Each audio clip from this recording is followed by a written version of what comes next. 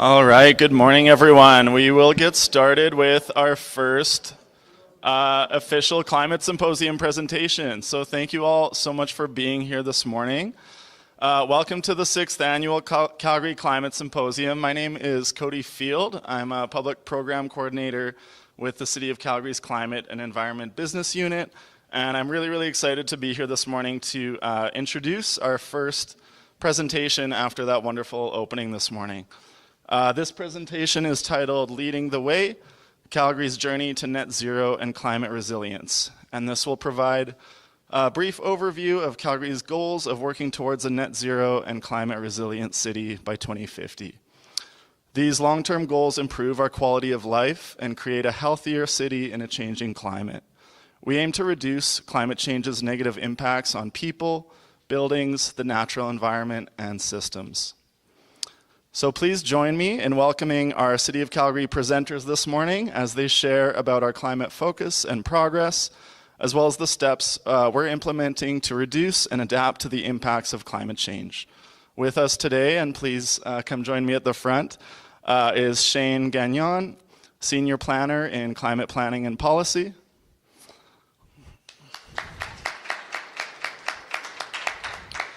Carly Beaver, Corporate Environmental Specialist in Community Energy. Kyle White, Program Strategist in Environmental Programs. And last but not least, Morgan Rice, Corporate Environmental Specialist in Climate Adaptation. Thank you all for being here today, and Shane, I'll pass it over to you. Thank you. Welcome, everyone, and thank you for being here.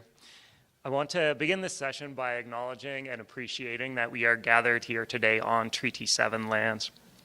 One of the guiding principles of the city's climate strategy is Indigenous knowledge and reconciliation.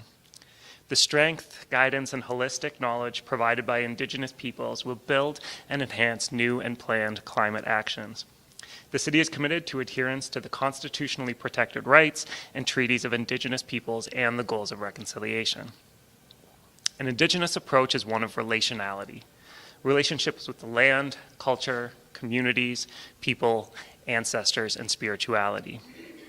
The ongoing practice of Indigenous culture results in intact ecosystems, and the innate multi-generational approach of Indigenous peoples is demonstrated in their long-term management of resources and knowledge for the protection of future generations. Climate-related events have the potential to exacerbate further loss of these relationships for Indigenous peoples living in and around Calgary. Supporting Indigenous knowledge-based adaptation is critical to reducing climate change risks and effective climate adaptation. Educating all Calgarians on the importance of place-based approaches to reconciliation and climate action is crucial. So here's our agenda for today. We're going to talk a little bit about the big picture of climate change. We're going to get into a little bit about what the climate change means for us locally here in Calgary. Then we're going to take a look at what the City of Calgary is doing to address this problem through our climate strategy. We'll look at the progress that's been made over the last couple of years. We're going to share with you our new community dashboard, which lets you follow along with the progress that we've been making at home. And we'll have a little bit of time at the end for some questions. So we'll begin here by watching a very brief video that invites us to think about climate change in a holistic way.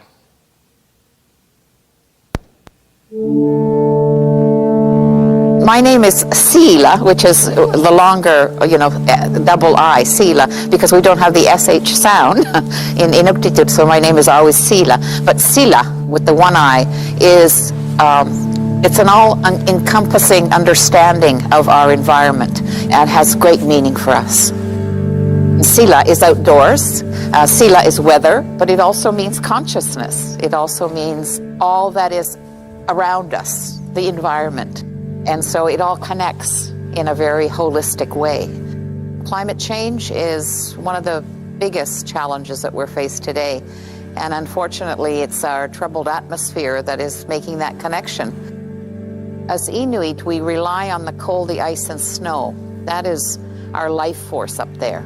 It isn't just about the ice itself, it's what the ice represents. And the ice represents a teaching that is profound.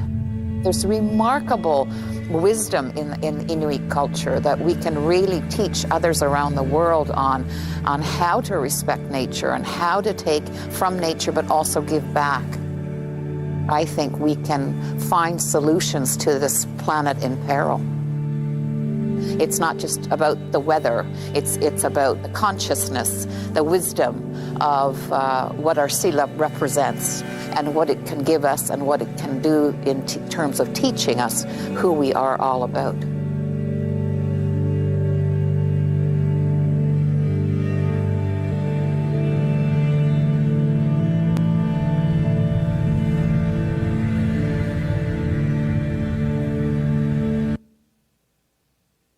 Climate change is the defining challenge of our time.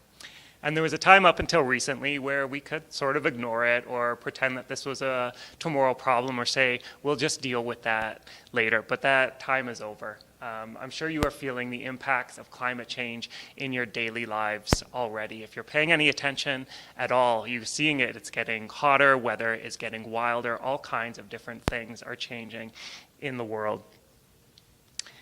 And so today's presentation is all about showcasing the work that the City of Calgary is doing now to meet this challenge head on, sharing with you the progress that we've been making over the last couple of years and helping you understand how you can participate in the city's efforts and how you can hold us to account in our promises on climate change. So today's session is about what the City of Calgary is doing in implementing our climate strategy, but I want to emphasize that this is a collaborative effort. Climate change is a collective problem that can only be addressed with collective solutions. And so I want to acknowledge that we are working in close cooperation and collaboration with the private sector, local businesses, community organizations, different organizations in the community, and all kinds of different actors in a shared and coordinated effort.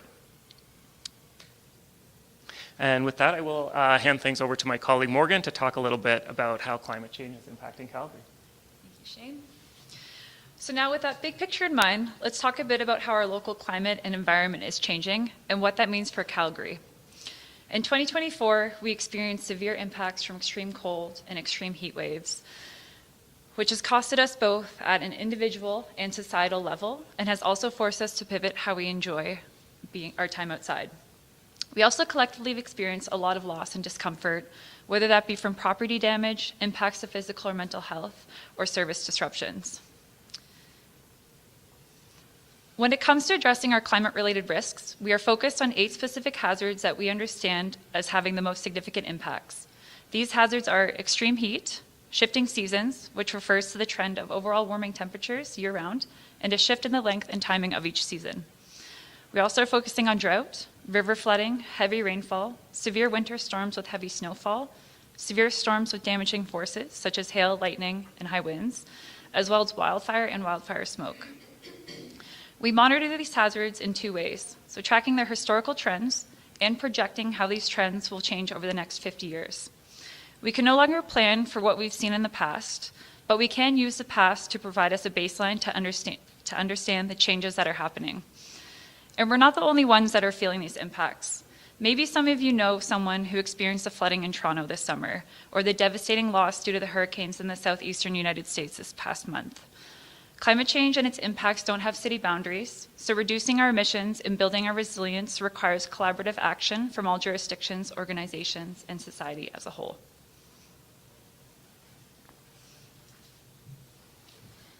So to meet this challenge, the City of Calgary has developed its Calgary Climate Strategy, Pathways to 2050. This is a comprehensive strategy that outlines how Calgary aspires to be a net zero and climate resilient city by 2050 in support of creating a livable and thriving city for generations to come. This work is in alignment with the federal government's climate change strategies, which are in turn aligned with the Global Paris Agreement, which you may have heard of. This is the framework for humanity's collective effort to address this issue. So the work we're doing here in Calgary is closely aligned with this global effort. An important aspect of this strategy is that it is actionable. It contains 2 action plans, a mitigation and an adaptation action plan. And it outlines clear milestones that we hope to achieve in 2030, 2050, and 2030, 2040, and 2050 to ensure that our progress is measurable, accountable, and adaptable. This is a dynamic plan. It's meant to evolve over time with advancements in technology and climate science, as well as changes in the global and local contexts. The climate strategy is our long-term vision to 2050, but we also have a short-term implementation plan that aligns with the city's 4-year budget cycle. Our current 2023 to 2026 plan details the actions that we'll be taking over this 4-year period, what resources we're spending on those actions, and the specific and measurable progress that we intend to make over that period. Ultimately, the Calgary Climate Strategy is about positioning us as a leader in global climate action. By taking bold steps today, we're setting the stage for a more prosperous, resilient, and sustainable future. So our climate strategy is built around 2 interlocking aspirational goals: achieving a net zero city and becoming a climate resilient city. Looking first at net zero, this is our approach to mitigation. So we know greenhouse gases in the atmosphere are what's causing climate change. So to stop climate change from getting worse, we want to emit less GHGs. Specifically, we're trying to reach net zero emissions by 2050. And what net zero means is we want to reduce our emissions as close to zero as possible, and then for any emissions that remain, to sequester or offset those emissions elsewhere. So what this means for us is cutting emissions in all sectors here in Calgary, emissions from transportation, buildings, energy systems, waste, and supporting innovation in the clean energy economy. Looking at adaptation, we acknowledge that some of the impacts of climate change are unavoidable, regardless of what we do next to reduce emissions. So to adapt to climate change, we want to become a climate resilient city. And this goal is about limiting the negative impacts of climate change by planning for more extreme weather, changing in patterns of temperature and precipitation, and other risks that affect how we live and work here in Calgary. Okay, so as Shane just outlined, our net zero goal is really about reducing Calgary's contribution to global climate change. We need everyone in Calgary to be working together on reducing GHG emissions and transitioning to a low carbon economy. So to understand where this action is needed, first we need to know where our emissions are coming from and how Calgary's emissions have been trending over the past 18 years. So according to the city's greenhouse gas emissions inventory, Calgary's emissions come from 4 main categories: residential buildings and non-residential buildings, transportation, and waste. So this is what our emissions split looked like in 2023. You can see that buildings of all types make up just under 2/3 of Calgary's emissions, and transportation, this includes cars, motorcycles, transport trucks, transit, counts for most of the remaining emissions in Calgary. Methane emissions from landfills and wastewater facilities contribute only about 1% of Calgary's community-wide emissions. So now that we know where the emissions are coming from, how have these emissions been trending over time? So as I said, the city creates an inventory of our total community greenhouse gas emissions each year. We are also interested in the GHG emissions per capita, or in other words, the GHG emissions per Calgarian. We look at the total emissions per year to understand how we are progressing to towards our net zero goal, and we look at the per capita metric to understand how GHG emissions trends are changing based on the population changes in Calgary. Population increases means there are more people in Calgary living, working, and moving around. So how have these metrics been changing over time? So since 2005, which is our baseline that we compare emissions trends against, we've actually had a very small decrease in total GHG emissions, about 1.1%. And while this can be seen as a success that we haven't been increasing, there does need to be a much more larger decrease to get us on track to that net zero goal. However, we can see that we have had a pretty significant decrease in our per capita metric. Since 2005, Calgary's population increase has been about 45%, but we've actually seen a decrease in the GHG emissions per person, which means that GHG emissions are not increasing proportionally with our population growth, which can be seen as a success. This positive trend in both total and per capita can be attributed to the continuing decarbonization of our electricity grid, as well as there's been a general decrease a slight decrease in natural gas and electricity usage in Calgary's buildings. However, as I said, to achieve our goal of net zero emissions by 2050, there really needs to be a much more significant downward trend in the total community-wide GHG emissions across all the sectors of where our GHG emissions come from. And I'll pass it over to Morgan. All right, so what does a climate resilient city really mean? A climate resilient city is one whose social, economic, and environmental systems are able to cope with climate-driven hazards and respond and reorganize in ways to maintain their essential functions, services, and structure. So some highlights that I would like to point out is that becoming a climate resilient city is not a one-size-fits-all approach. Not one organization, group, corporation, government, or policy can adapt for everyone. It requires a whole societal approach. And not all adaptations look like flood barriers, hail-resistant roofing, or air conditioners. Action can also look like the coordination and sharing of resources, building stronger relationships with your neighbors, communicating accessible information, and more. And there's no finish line. Our climate will continue to change, and we will need to continuously adapt and build our resilience for the future changes and challenges to come. The City of Calgary uses two different tools that provide us with high-level information on our resiliency at a city scale. The first is an external tool called the Tracking, Adaptation, and Measuring Development Tool, which is a voluntary scoring process in which the International Institute of Environment and Design evaluates how well the City of Calgary is following best practices and building climate resilience within the context of municipal government. We have been submitting a scorecard every year since 2020, and have increased our score by 23.7% over our last 4 submissions. I realize this doesn't sound like much, however, building adaptive capacity takes time. Second is our internal tool that we've developed called the Community Climate Risk Index. This dashboard is for staff to use for supplementing information for decision-making and planning purposes. Generally, the index scores neighborhoods based on social and physical factors that impact their levels of exposure and vulnerability to specific climate hazards. We also use this tool to track changes in the number of communities at different risk levels over time. So this graph that I have up here is a high-level summary of communities at different risk levels currently, and both in 2050 with and without adaptation actions.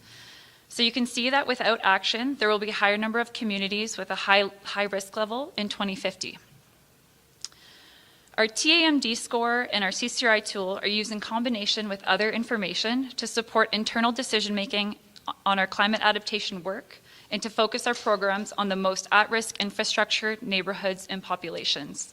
Currently, our climate programs are focused on water management, protection and restoration of natural areas, climate-resilient buildings and homes, and climate impact to people's health and well-being. We will learn a little bit more about our specific programs and projects under these focus areas later on in this presentation. Okay, so now that we've had an overview of where our GHG emissions are coming from and where they're trending in Calgary, and Morgan's outlined some of the tools we use to understand Calgary's climate resilience, we are now going to highlight how the city is focusing on our action to progress towards our climate goals.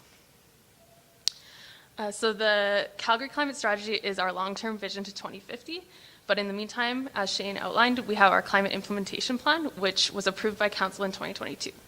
So this is our 4-year plan aligned with the Calgary's budget cycle for how we're going to implement our actions in the near term.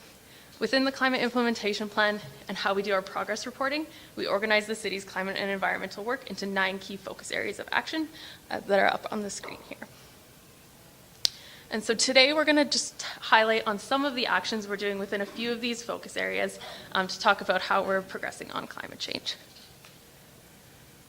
So the first focus area we're going to talk about is buildings and homes. If you remember, buildings and homes contribute almost 2/3 of our GHG emissions, and they're where people live and work in Calgary, so they really need to be resilient to climate change. Actions under the buildings and homes focus area include understanding the energy performance of buildings, making upgrades to improve energy efficiency and use renewable energy, and investing in improvements that help reduce the impacts of hazards like extreme heat and smoke to the buildings where people live, work, and play. So the city has created some tools and resources for Calgarians to explore what energy efficiency and climate resilience can look like in your home and in your neighborhood. Benchmark YYC is a program for non-residential buildings to track their energy and emissions performance and benchmark against other similar building types. The home energy label is very similar to that, but for residential homes. So homes with an EnerGuide label or a digital label that is launching soon can understand their home's energy performance compared to other similar home types. The residential solar calculator can help homeowners see what their roof's potential is for solar power and see a high-level estimate of costs and returns. And finally, we have the Climate Ready Home program, which includes a home self-evaluation tool, the Climate Ready Home Guide, and our virtual Climate Ready Home that you can explore. And we're going to dive a little bit more into the home self-evaluation tool.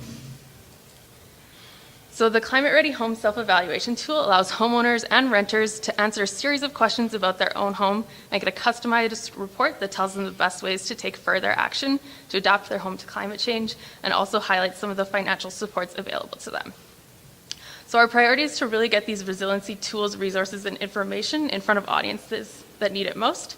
And we're also exploring the development of programs to support the implementation of some of these climate-ready home measures in homes across Calgary. On the emissions side, we also have launched or are supporting or are partnering on a number of programs that are supporting building owners and homeowners to increase their energy performance and reduce their GHG emissions. So the Clean Energy Improvement Program, or CEIP, is a City of Calgary program that launched in 2023 that offers innovative financing for homeowners that want to make energy efficiency or renewable energy upgrades on their home. The financing is tied to the property and not the property owner. So when the home is sold, the new owner takes over the repayments, but they also get all the benefits of those upgrades that were done. If you were in the session right before this, you heard Mayor Gondak said that our intakes for this program are very subscribed really quickly, and so our next intake for CEIP is launching very soon on November 5th. So if you're interested, get ready for that date. And then the next few programs that I'm going to highlight are being implemented by organizations that are actually outside of the city, but we are working together with them for these programs. So the Home Upgrades Program, offered by Cambo Energy, offers free energy efficiency education and home upgrades to income-qualified families that may be experiencing energy poverty. Alberta EcoTrust's Retrofit Accelerator offers free coaching services to guide building owners and managers through making upgrades to their buildings. Known as deep retrofits, these types of upgrades go beyond standard upgrades and take a whole building approach to optimizing a building to reduce its emissions, energy consumption, and operating costs. And Calgary is a participating municipality in the Canadian Home Builders Association's Net Zero Renovation Program. The CHBA is working with industry to build capacity through providing net zero training for renovators, energy advisors, and relevant contractors, and to develop tools and processes that will allow a scalable and cost-effective house-as-a-system approach to improving homes through this program.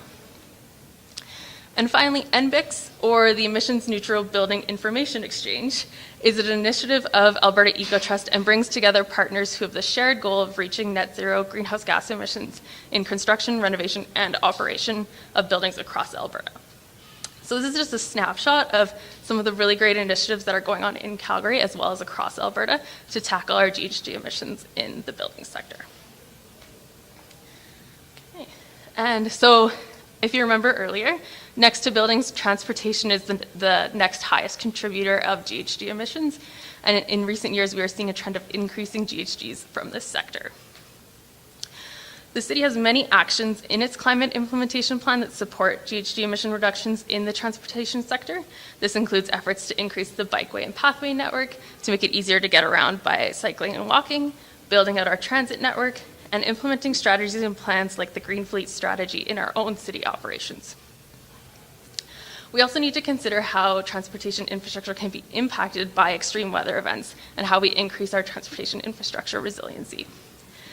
And so while there's many different actions that the city is taking on mobility, I'm just going to highlight a few new programs and initiatives that we have related to electric mobility.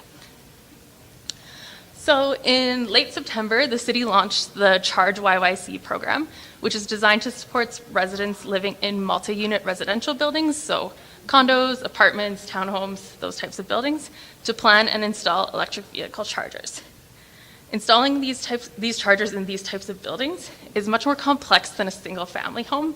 These complexities come in different forms of ownership models for these types of buildings, and renovating or retrofitting for these EV chargers in existing buildings in these buildings is usually much costlier than a single-family home. So the first phase of the program is providing incentives for a professional EV charging roadmap to be created for the building, which will help building owners understand the technical requirements and some of those more detailed considerations for installing EV chargers in their buildings. Sorry. These roadmaps will also inform how we develop out phase 2 of the Charge YYC program, which is intended to support the actual retrofit and installation of EV chargers in these eligible buildings. So we also have our electric mobility awareness campaign, which is an initiative to highlight the different options for electric mobility in Calgary. Electric mobility is more than just electric vehicles. It includes transportation modes like e-scooters and e-bikes, which, as you've probably seen, especially around downtown, those have become a lot more popular in Calgary. This campaign offers electric vehicle test drives, where you can learn about electric vehicles from experts and then take a vehicle for a spin yourself.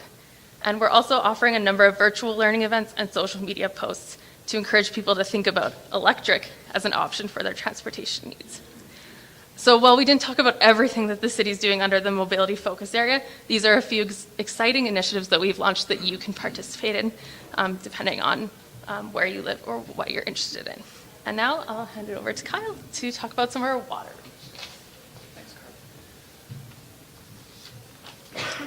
All right, so part of resiliency, we have some challenges in terms of water that I'd really like to highlight. And these challenges cross both the biophysical and social economic, as water is really at that nexus of growth and climate change, of which flooding and drought are some of our most significant impacts. So flooding is flooding, right? Well, there's actually two different types of flooding that can and have impacted Calgary. And the mechanisms to build resiliency from them have different tools. Localized flooding is caused by intense storm events that hit Calgary itself and flood urban areas. River flooding is caused by a combination of snowmelt and heavy rainfall in the foothills and mountains west of Calgary.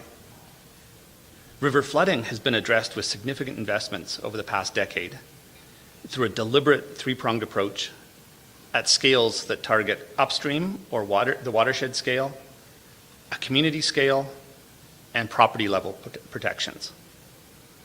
So examples of some of those upstream or watershed scale investments, that's the Elbow River Springbank, the off-stream reservoir up at Springbank, the future Bow River Reservoir, modified operations at TransAlta's Ghost Reservoir to lower the water levels in preparation for the spring runoff.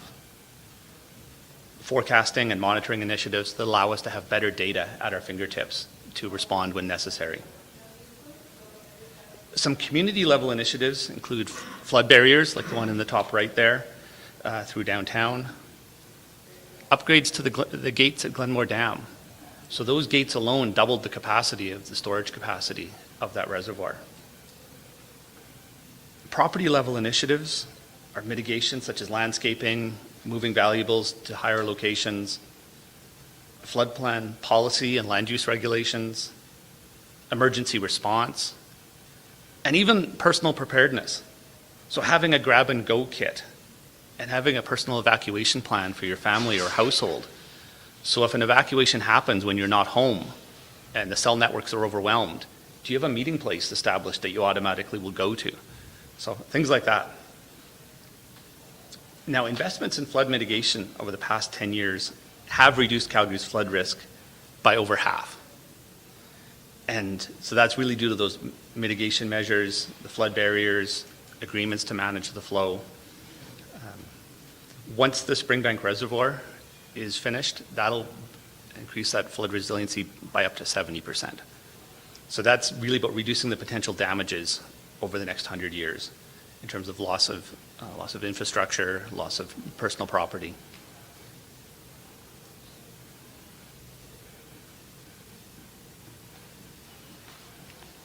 Okay, so we know that the climate is changing in Calgary in terms of summer precipitation events becoming more intense. But we also have an additional challenge in terms of managing the impacts of stormwater. as we change natural landscapes into an urban environment. So as you can see on this image here, prior to development, 3% of the water left a site as runoff. Once that site has been developed, we can expect runoff to be in the order of 35%. So there's that significant increase in runoff coupled with increasingly intense storms that are now a challenge we have to manage within the urban form.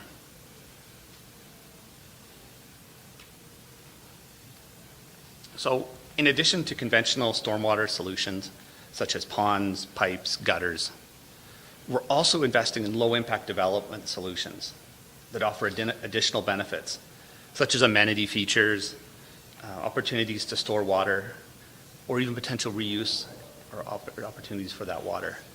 So for example, we've got soil cells. These capture runoff at a street level, divert it to a tree that can grow in a more robust manner in an urban setting. We have permeable pavement, which again diverts that water from the stormwater system, slows it down, gives it a chance to infiltrate. Green roofs. Some of our buildings, some of our city sites have those. Again, those slow the water down, so even if it does leave the site, it doesn't leave all at once. It can leave over weeks or months. Stormwater capture and use. That image on the right is a really fascinating one. That's our fire training academy, where all of the water that's used on the site for fire training operations is captured, goes into an underground storage reservoir to be reused for fire training. But that facility also becomes a dive facility for training our firefighters for water rescues. So it's a really cool reuse and creating an amenity out of that, what otherwise would be a liability. We have bioretention and rain gardens as well, where we're creating biodiversity, but also creating urban amenity spaces that people want to be around. So it's not just turf or not just paved surface.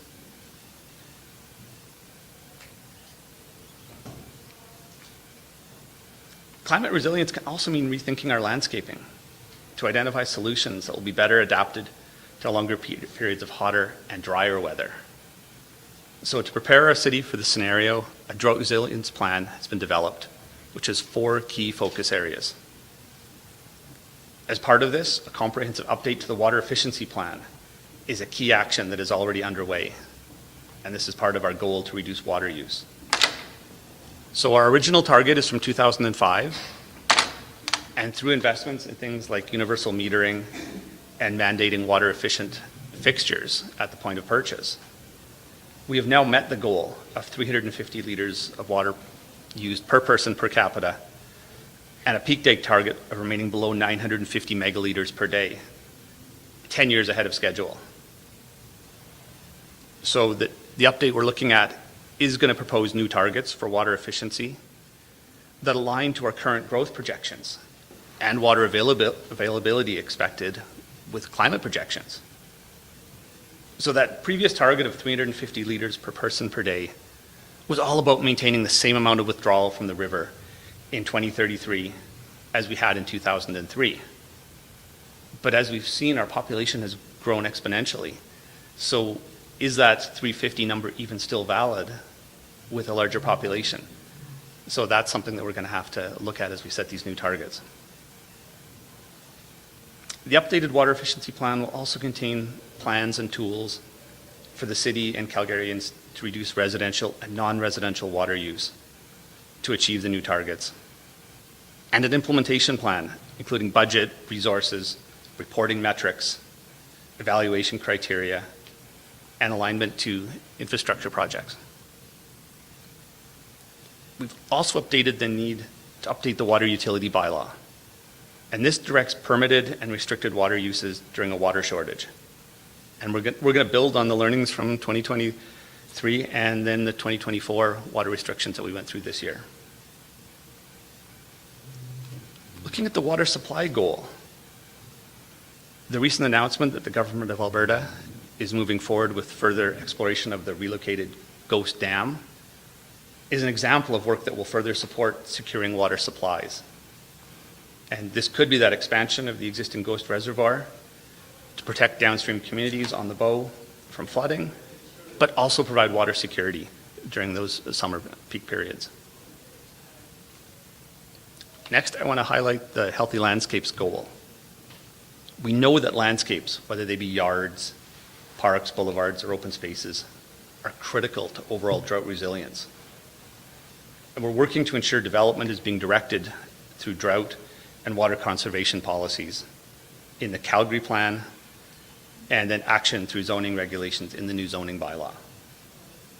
And these documents are really intended to work together to create a clear, concise, and that centralized 30-year vision and 10-year action plan for managing water. Finally, we have a drought monitoring dial that I wanted to include. And this really speaks to that need for clear messaging around where we are at in terms of real-time drought conditions. So having that up-to-date information in a concise manner. So what can you do to increase your climate resilience around water? Reducing outdoor use is particularly important. Since outdoor water use does consume a significant volume of water annually, we see that our seasonal water use spikes in the summer. But it's also consumptive water, in that outdoor water use doesn't return back to the river the same way that water that's used in your house does, that goes back through a wastewater treatment plant. So some highlights of best practices shown here include choosing drought-tolerant plants, adding mulch to your gardens, so 10 centimeters of mulch that reduces the evaporation of water that's placed into the garden, and installing rain barrels. And we saw an incredible uptake this year, with more than double the usual sale of rain barrels at 2,400 rain barrels. So it's catching on, certainly it's getting attention. And rain barrels are one of those great examples of a tool that could support both stormwater goals and drought resiliency tools. And they're also a really good visual cue in terms of behavior, because it's something that's tangible, you see it and you're like, oh yeah, that's right, you can visualize how much water you're using. Whereas when you're using a hose, you can't really visualize that.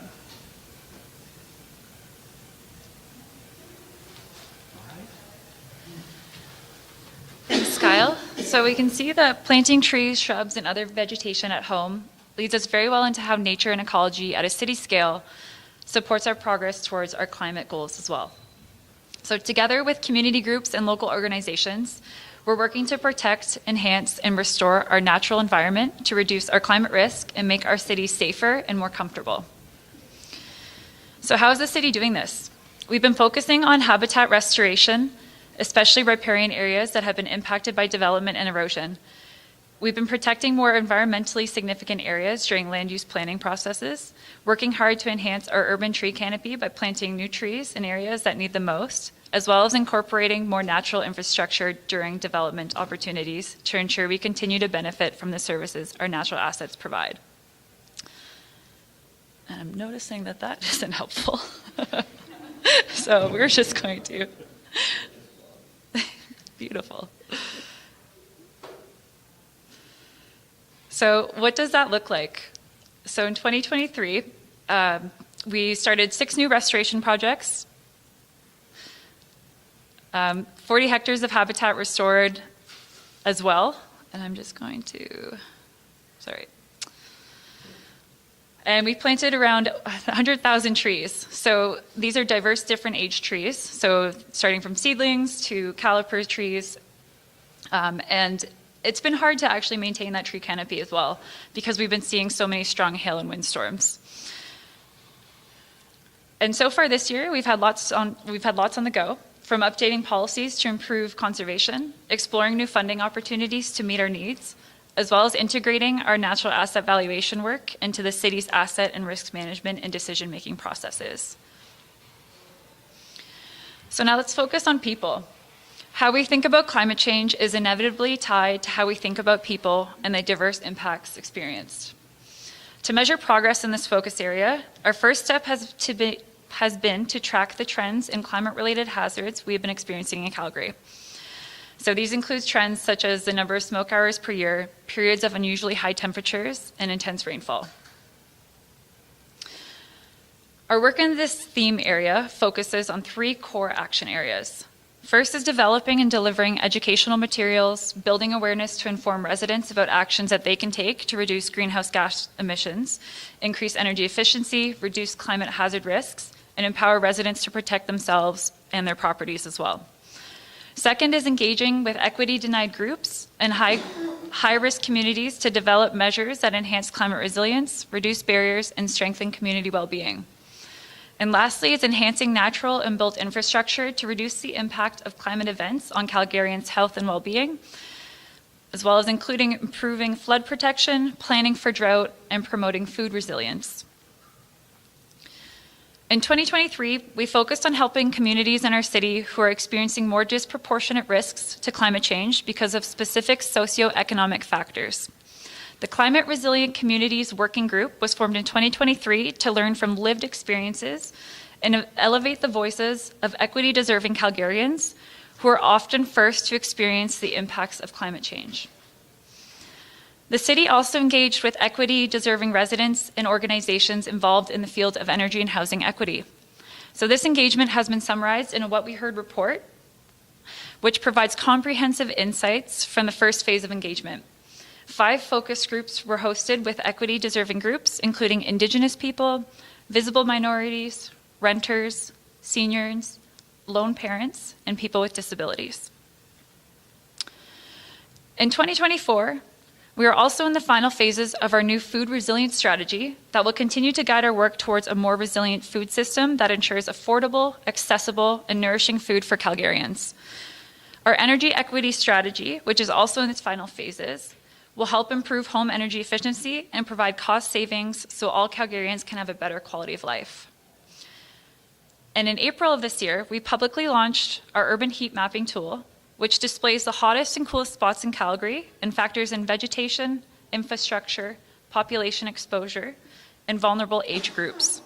So city staff apply this information for insights into urban design, natural infrastructure, and vulnerable areas. It helps prioritize investments and service delivery improvements, influencing Calgary's climate resiliency.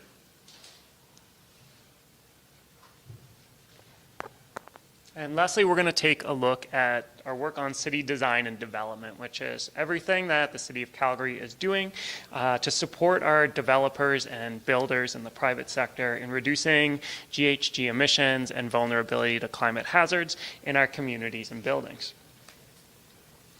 Our main initiative for supporting our climate program goals through the development progress is the Green Buildings Priority Stream. This program incentivizes energy efficient buildings through an expedited development and building permit process. This saves developers time and money through a process in which we offer a dedicated team of support from the city to facilitate quicker approvals and better outcomes. This program is open to most building types, including multi-residential, commercial, industrial, and institutional buildings. Last year, in 2023, 12 projects were approved through the stream, representing over 100 new homes being added to Calgary's inventory. The largest net zero residential project approved to date in Calgary was approved in 2022 through this program. That is Avalon's Livingston project, shown on the top left-hand corner of the screen there. This project was approved in under 60 days, which is more than 30 days faster than it typically would take to get an approval, and it added 132 net zero ready homes to the city's inventory from this one project alone.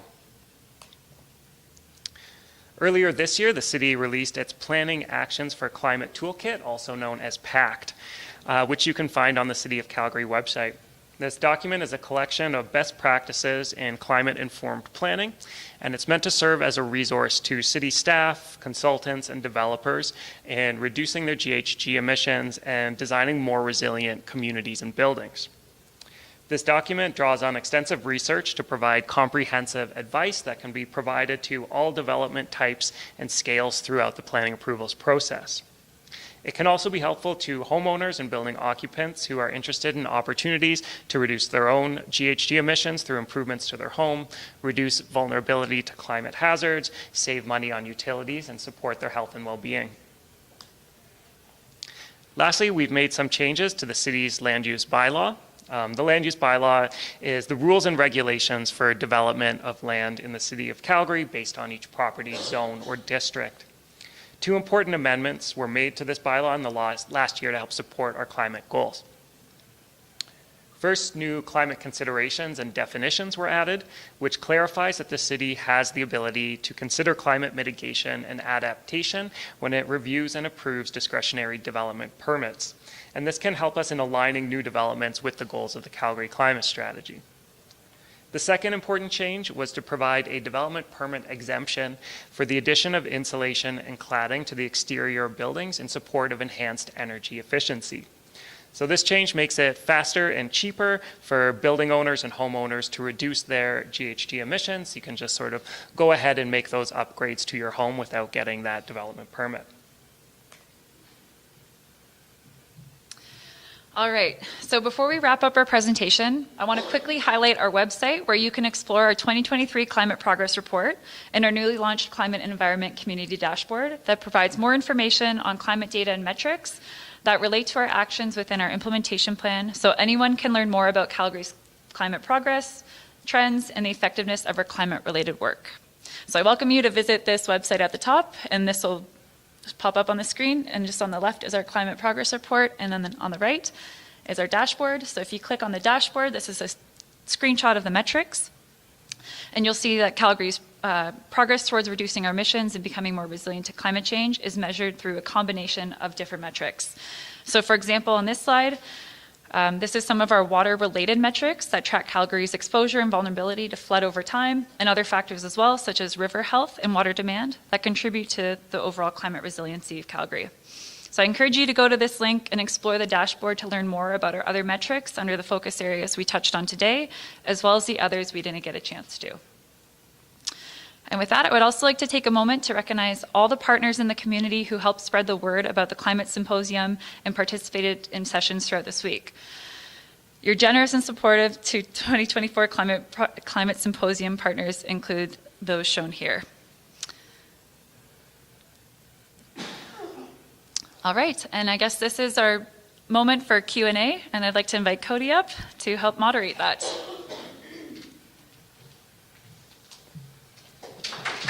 Yeah, absolutely.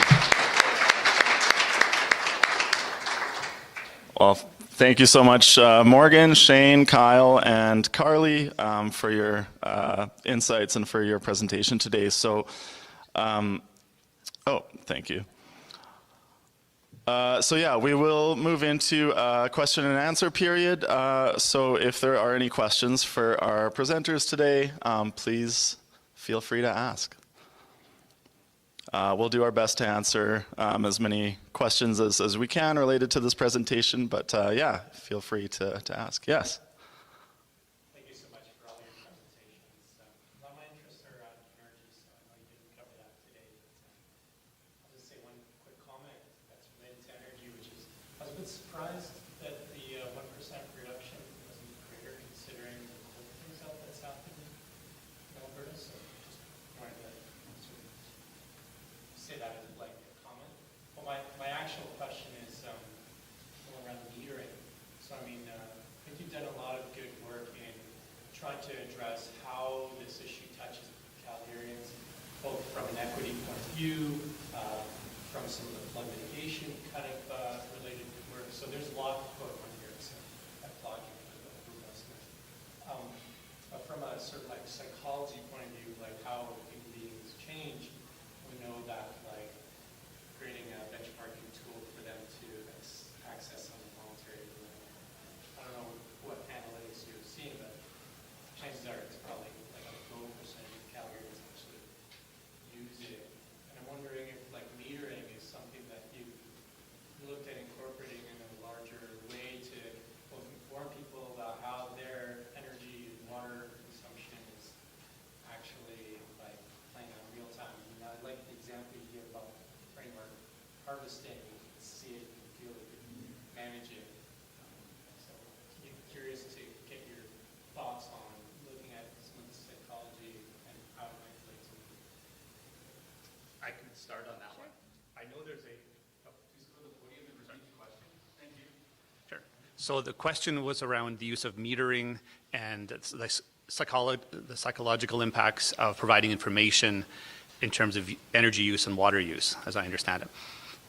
So we are looking at that, and certainly in terms of water metering. There is a large-scale initiative rolling out to replace the city's water meters with smart meters. And so as part of that, they are looking at what is the information that we would want to share back and how can that change behavior. I can't speak to the timeline on that. It's related to NMAX doing the same thing on the electrical side. So over the next few years, there will be a phase out and a switching of the water meters, and there will be enhanced capacity to provide some of that messaging or those tools. I can maybe add on the energy side. Well, I'm not sure that we're doing anything on the metering per se, but we are looking at the home energy performance map, which is going to be launching in the next couple of weeks, I believe, and that will be giving every house a digital energy label based on kind of average modeling of those types of home typologies. And so we're hoping that in that same kind of way of metering is that if people see what their digital energy score is, that kind of prompts them to think about how can I do better, how can I increase my score, or decrease my energy usage to get a better score on my home. So kind of that same psychological kind of movement through that map, but I'm not aware of anything happening on the metering side of things. That was a great question. Thank you. And thank you, Kyle and Carly. Next question. Yes, right here. I guess in Calgary, a lot of decisions are made in boardrooms here, which affect other areas of Alberta, but not actually directly affecting Calgary. But it seems like from your presentation, Calgary is accepting no responsibility for those. Is that correct? So what I'm talking about would be, in particular, oil and gas decisions, which are made in the big buildings here a lot of the time. Go to Fort McMurray. Fort McMurray produces a lot of CO2, and it affects the flow of it. So the question was around how is, I guess, the city of Calgary making decisions that impact Alberta as a whole? Is that correct? Well, it's partly that. It's also, I see in your presentation, really nice response to climate change so far. But I have to wonder about all these decisions that are made in the boardroom within Calgary that actually Right. affect Decisions outside of the municipality that are happening within the city boundaries. I can't speak specifically to the oil and gas sector, but I think we are considering that within our water management and our water quality, because obviously we're receiving water from the Bow River headwaters, and then the water that we use then goes downriver and affects other communities and municipalities as well. So I know in that consideration, we are thinking about how our actions and our policies in the city, in the municipality, do impact beyond our city boundaries. I have another question. Actually, I have two more. One is, in terms of human health, you were talking about smoke, but there's also this idea that with a warming environment, you're going to get a lot of pathogens moving north. They'll affect both the food systems, agriculture, but also humans themselves in terms of different diseases, mosquitoes might be carrying and other insects. I didn't see any consideration of that in your presentation. It's probably there in your website, I'm assuming. So the question or comment was that with warming temperatures, there's going to be introducing new pests and pathogens up into our city, which may affect our food and human well-being.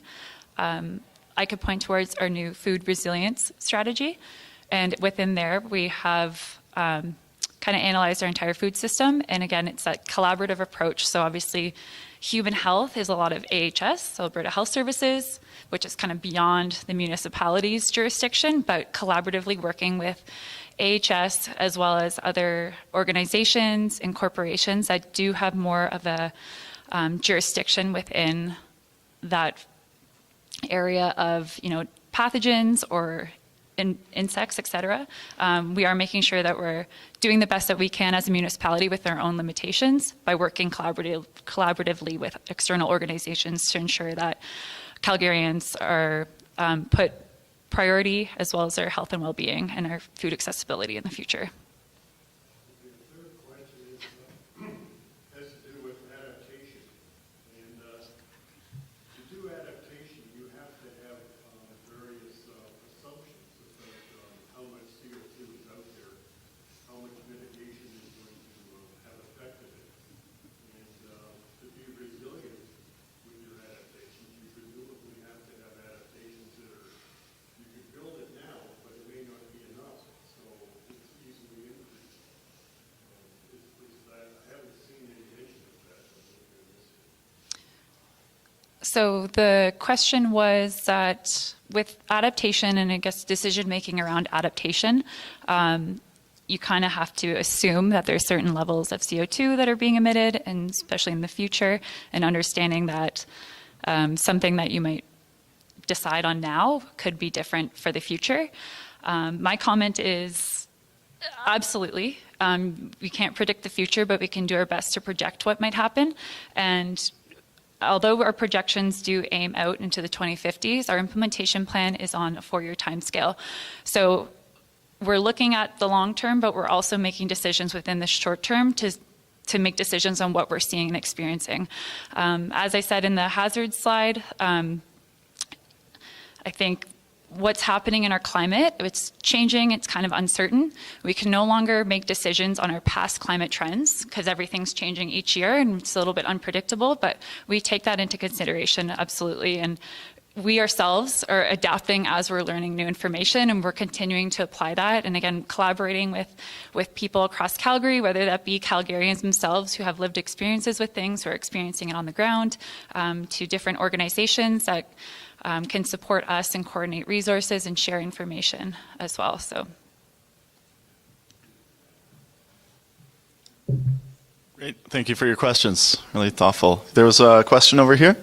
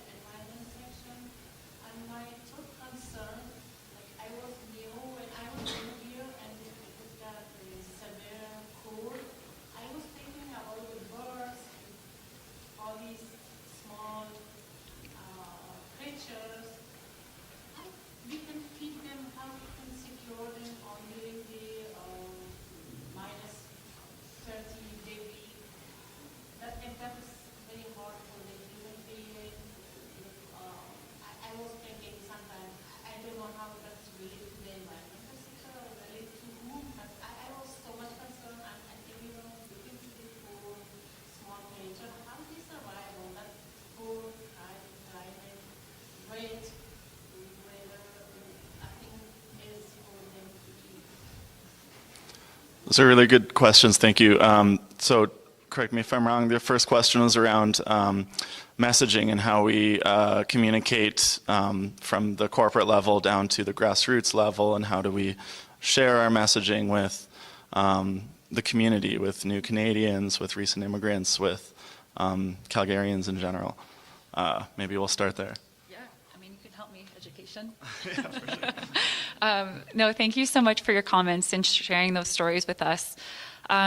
For that question, absolutely, there's a challenge of communicating this information that's quite technical and sometimes hard to understand if you don't have that background knowledge or you're coming to a new city with a new culture and you kind of have those different pressures on you already of trying to figure out things in a new culture. And we totally consider that in how we choose to communicate our information. And we have some different ways in which we're doing that now, but we're still learning as well. So we have our Climate Resilient Communities Working Group, and in that group we have different representatives from different populations that are people who are a little bit more vulnerable to climate change. So in there we have kind of community representatives that are working together and helping shape programs and policies as well as materials that they then can take and disseminate within their communities. And we also have just translated a lot of our Climate Ready Home materials into, I believe, I want to say 5 different languages? Six different languages that are kind of the most common outside of English that are in Calgary, just to help with that communication. I don't know if there's other educational tools. I believe just our website, typical social media tools, but I understand not everyone is digitally adverse as most folks. So those are some ways off the top of my head that I can think about how we are bridging that gap between this high level information, more technical information, and communicating that down to newcomers who are new to this climate and aren't really knowledgeable on how it is yet changing. Yeah. I'll just add as well, we recently did a bunch of engagement around energy equity, and through these workshops we had a bunch of different ones. I think Morgan touched on them during the presentation, but newcomers, lone parents, seniors, different types of groups that we engaged with, and during that engagement we wanted to hear their lived experience, but then also hear about how we can better create programs or communicate programs to these different groups. And so we're taking a lot of learnings from that engagement sessions that just happened over the past year and putting that into our future programming. So a couple different things I think on the go for that. Yeah, thanks. I also wanted to mention, in addition to those engagement sessions and the working group, we do also support a lot of community level initiatives. We partner with a lot of community organizations, not just to host our own city events, but also to amplify and support community events and partner events. So yeah, the second question was around how do we protect smaller creatures, how do we protect our wildlife and our biodiversity from climate hazards, from extreme cold, extreme heat, that kind of thing?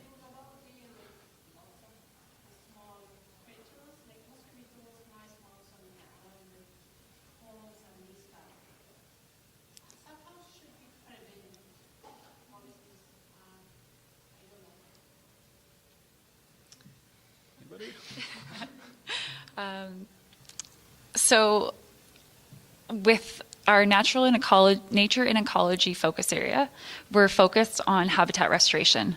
So we're really focused on restoring critical habitats so our wildlife are able to withstand the changing temperatures that we're seeing in urban areas as well as protecting environmentally significant areas through our land use planning process. So those are some ways that the municipality is working towards supporting our wildlife, as well as making sure that these habitats are connected across the city. So we see that there's called corridors and ecological connectivity, and making sure that it's not, there's no islands of habitat around the city. They're all connected so wildlife can move through, find food and resources, improve genetic diversity for more resiliency in those populations as well. So that's helpful. Around the extreme cold and over winter, I believe it is best practice not for us to feed wildlife. I know some folks think that's helpful, but in some cases it is actually a negative impact on wildlife if we're feeding them kind of like typical bird seed or our own food. And then they get dependent on human beings as well. So it's actually a bit of a disservice if we are feeding wildlife in the city. So my recommendation is that, if you want to have a yard that is perhaps more supportive for pollinators or birds is to make sure that you're planting native species during the summer months and kind of leaving leaves throughout the fall as well for places for pollinators and other animals to hibernate over winter, so they have a kind of a warm, moist base. And just, communicating with your neighbors as well about that stuff as you learn, as you implement those actions. Great, thank you, Morgan.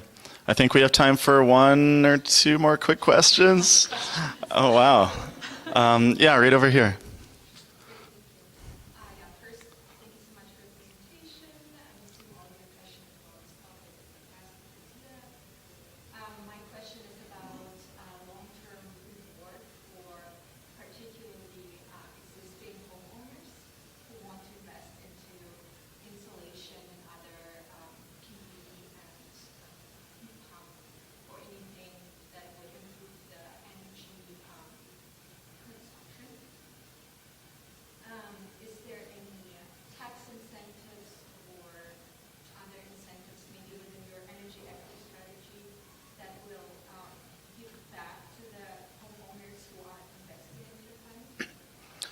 Great question. So the question was around home upgrades and if there's any financial incentives around solar or heat pumps or making any sort of energy upgrades to your home.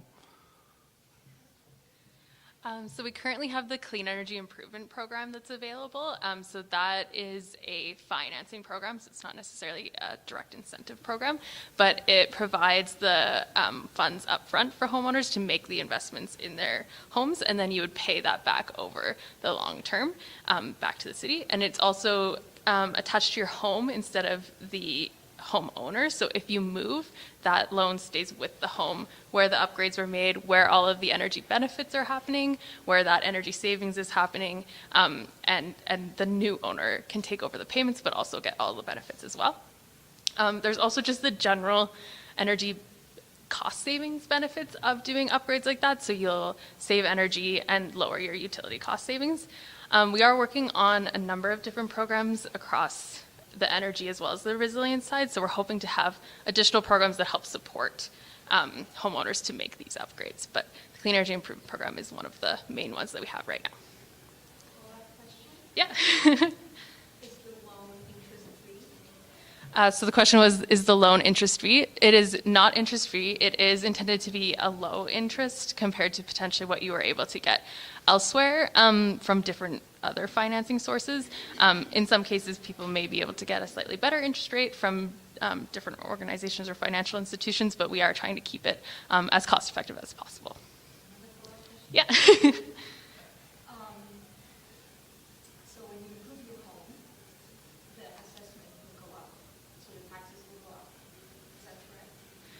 So I'm not an expert on property assessment. Oh, so the question was around improving your home and the assessment values. So like I said, I'm not an expert on how all the assessments work at the city, but there are a number of different factors that are taken into account when your home is assessed. So it wouldn't just be some individual upgrade. It would be all of those different factors that are taken into account to determine your home's assessment value. Okay. Great. Thank you, Carly. I think we'll have time for one more question, but I definitely encourage you to come talk to the presenters afterwards before they leave and ask your questions. We'll take one more here. So something not mentioned in the presentation was that those most vulnerable to climate impacts are people experiencing homelessness. And another thing about climate change is that people are displaced from natural disasters.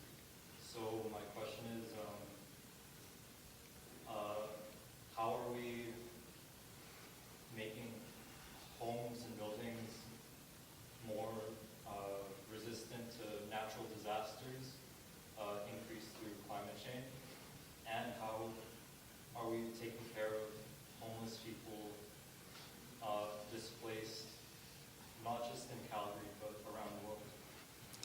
It's an excellent question. So the question was, how are we making our homes and our buildings more resilient to some of the impacts or the hazards of being made worse by climate change?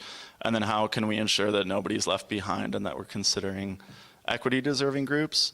Yeah, I'll pass this over to our presenters, but I did want to mention that there is a session tomorrow happening as part of the climate symposium regarding climate equity and justice, and there'll be a panel of speakers tomorrow speaking about that exact topic, so I definitely encourage you to check that one out. We'll just answer this one first. Great question. So I'll touch on the homeless population first. So we have been exploring that. We've been building our relationships as well with the drop-in center, and that's been something that's been a priority for us over the last couple of years, especially with that extreme cold we saw in January. So that's my, I guess the most I can respond to that question is that we are building those relationships with the drop-in center to see how can we, again, collaborate and share resources and information so that we can best protect all Calgarians. And how we are focusing on building climate resilient homes, there's a couple ways. So we have our Climate Ready Home program, as I mentioned before, and Carly mentioned our home assessment tool, and that's focused on both houses as well as apartments, because we understand not everyone lives in a single family home, and there's lots of information there of how you can improve the resiliency of your home. And then as well as we're currently partnering on a project with Edmonton, as well as the Institute for Catastrophic Loss Reduction, and it's called Alberta Climate Ready Homes. So this project is funded by Natural Resources Canada, and right now we're exploring what are those top priority climate risks to urban Calgary and urban Edmonton homes, and as well as what are the best adaptation measures to reduce those high-level risks. And then we're also looking at what are the best ways to reduce barriers for people to implement those adaptation measures to reduce the risk to their property from specific climate hazards. And those barriers can be looking at something like an incentive program such as SEEP, but that's focused on resiliency versus energy efficiency. So a lot of research around that, and just, again, communicating to people and also listening to them about what they need, which is really important, right? Because we can't just kind of assume that, oh, this is going to be the best project or the best program for them. We need to be interacting and having a conversation with Calgarians, which is what we're doing our best to do, especially with events such as this, and just hearing from folks about what they need, because they're the experts in that. Thank you, Morgan. We are at time here, so please hold your questions and ask our presenters in just a minute here. But I just wanted to thank you all for being here today, for asking your thoughtful questions, and for engaging our presenters with your insights. I welcome you all to visit calgary.ca/climate symposium to register for other free sessions occurring throughout this week.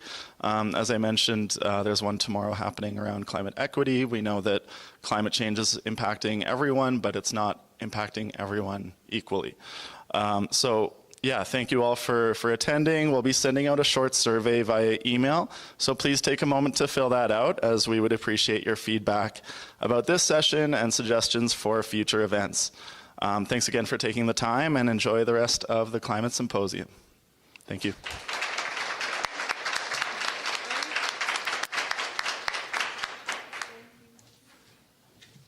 And please help yourself to food and drinks at the back. There's plenty left, so grab some on your way out. Thank you.